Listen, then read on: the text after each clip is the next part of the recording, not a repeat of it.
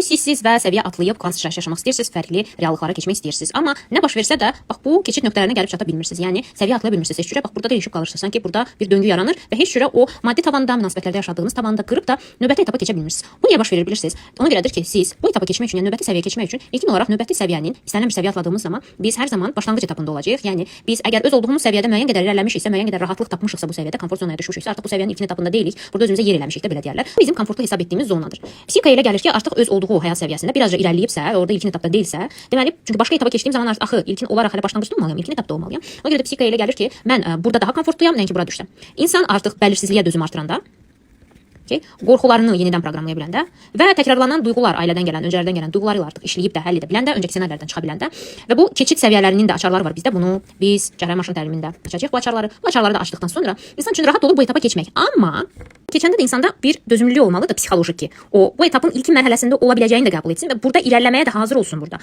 Çünki mən öz həyat səviyyəmdə bu etapdayamsa, 10 üzərindən 9 etapındayamsa, əlbəttə ki, burada özümü cool hiss edirəm daha çox, amma təzə bir səviyyəyə keçsəm, burada hələ 1-də olacağam. Özüm burada cool hiss eləməməyə hazır olmalıyam. Düz yəni dərsizlik duyğumu artıq aşmış olmalıyam. Sevgi qazanma çabamı, maskalarımı artıq aşmış olmalıyam ki, mən burada ilkin səviyyədə olmamı qəbul edeyim, burada da irəliyim. Əlbəttə ki, daha sürətlə konsentrasiyalar yaşayım, növbəti səviyyəyə keçim.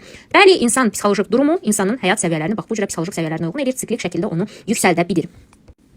Və əgər siz də istəyirsinizsə ki, özlərinizi işləyəsiniz, daha sürətli konsentrasiyalar yaşayasınız, qorxmayasınız və bunları yenə bilərsiniz, cərrahi maşının təlimi tezliklə başlayır. Aşağıda metod sözünü yazaraq qatıla bilərsiniz.